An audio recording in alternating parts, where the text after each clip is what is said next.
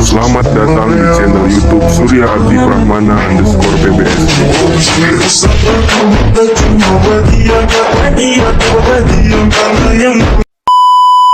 Jangan lupa like, komen, share, dan subscribe. Assalamualaikum warahmatullahi wabarakatuh. Halo teman-teman semuanya, apa kabar untuk hari ini?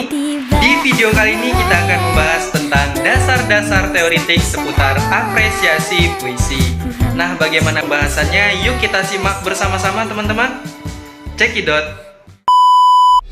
Yang pertama, kita membahas tentang pengertian apresiasi puisi. Apresiasi adalah tindak menghargai suatu karya, dalam hal ini karya sastra yang berupa puisi.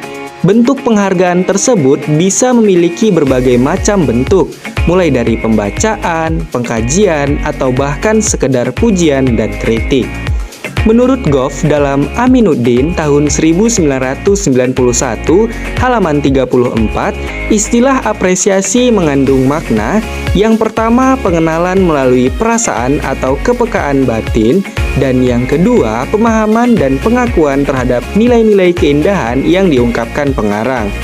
Kemudian Square dan Taba dalam Aminuddin tahun 1991 halaman 34 juga menambahkan kesimpulannya bahwa sebagai suatu proses, apresiasi melibatkan 3 unsur inti, yakni aspek kognitif, aspek emotif, dan aspek evaluatif.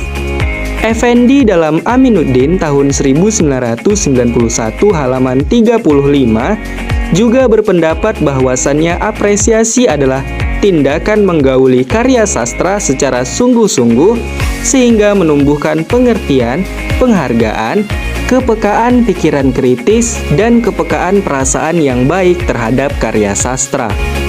Menurut Damono tahun 2014 halaman 133, puisi adalah mahkota bahasa. Maksudnya, cara pemanfaatan bahasa yang setinggi-tingginya dicapai dalam puisi. Secara lugas, puisi adalah hasil yang dicapai jika seseorang mampu bermain-main dengan bahasanya. Artinya, puisi adalah pencapaian tertinggi manusia dalam menggunakan bahasa. Tujuannya adalah keindahan, makna tertentu, rasa tertentu yang ingin disampaikan penggunanya, atau dalam hal ini penulisnya. Secara etimologi, menurut Aminuddin tahun 1991 halaman 134, puisi berasal dari bahasa Yunani, posima, artinya membuat, atau poiesis, yakni pembuat. Hal ini dimaksudkan karena ketika seorang penyair menciptakan puisi, ia telah menciptakan suatu dunia baru yang mungkin berisi pesan, keindahan, dan maksudnya yang tertentu. Sumarjo dan Saini tahun 1988 halaman 123 mengatakan bahwa puisi adalah bentuk pengalaman yang khas. Hemat peneliti, hal ini berkaitan dengan pengolahan rasa, pengalaman, dan bahasa yang dilakukan oleh penyair. Kosasih tahun 2008 halaman 31 mengutarakan bahwa puisi adalah karya sastra yang berbentuk monolog menggunakan kata-kata indah dan kaya akan makna tertentu. Hal ini memungkinkan penulisnya bisa mengungkapkan suatu hal dengan cara yang tidak biasa dan mengandung impresi yang kuat terhadap pembaca, sehingga pembaca mendapatkan sesuatu yang lebih dari sekedar kumpulan kata saja. Dari beberapa pemahaman di atas, dapat disimpulkan bahwa puisi adalah hasil karya manusia dengan medium bahasa yang sebelumnya telah mengalami berkali-kali proses pemaknaan sehingga memberikan rasa, kesan, dan makna tertentu kepada pembacanya. Dalam pada itu, akhirnya puisi dapat dikatakan adalah puncak tertinggi dari penggunaan bahasa sebagai keindahannya.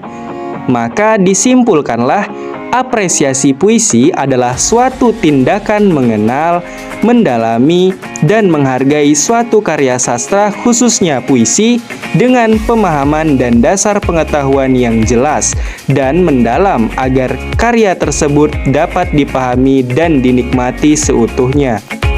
Selanjutnya kita masuk yang kedua, yaitu langkah-langkah kegiatan apresiasi puisi.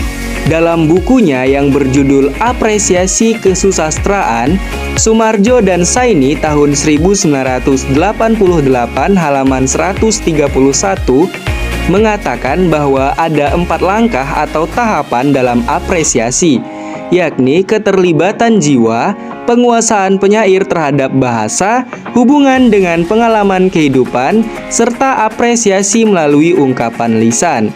Peneliti akan coba memaparkan apa yang disampaikan oleh Soemardjo dan KM sebagai berikut. Yang pertama yaitu keterlibat jiwa, adalah tahap di mana apresiator mencoba memahami puisi dengan cara membayangkan, turut memikirkan, serta merasakan apa yang dibayangkan, dipikirkan, dan dirasakan oleh si penyair ketika menulis puisi tersebut. Kemudian, penguasaan penyair terhadap bahasa adalah tahap di mana memahami puisi melalui pemahaman penggunaan bahasa yang dilakukan oleh penyair. Apakah apresiator memahami penggunaan bahasa yang dilakukan oleh penyair? Apakah apresiator dapat membayangkan apa yang disampaikan penyair dengan penggunaan bahasa tersebut? Apakah apresiator dapat larut dalam puisi yang menggunakan bahasa gaya si penyair tersebut? Kemudian, hubungan dengan pengalaman kehidupan adalah langkah di mana apresiator mulai mengevaluasi diri setelah membaca secara personal sebuah puisi. Apakah puisi itu berpengaruh terhadap pikiran dan diri si apresiator? Apakah puisi tersebut memiliki kesamaan dengan pengalaman hidup apresiator? Apakah puisi tersebut memiliki kebermanfaatan dalam kehidupan sehari-hari apresiator? Dan semacamnya. Kemudian yang terakhir adalah apresiasi melalui ungkapan lisan, yaitu langkah puncak di mana apresiator membacakan sebuah puisi di depan umum dengan gayanya sendiri setelah melalui beberapa tahap pemahaman dan apresiasi yang sebelumnya telah jelas dan dijalankan oleh apresiator. Nah, teman-teman, itulah dia pembahasan kita mengenai dasar-dasar teoritik seputar apresiasi puisi. Semoga dapat menambah wawasan dan ilmu pengetahuan kita, terutama di bidang sastra ya teman-teman semuanya.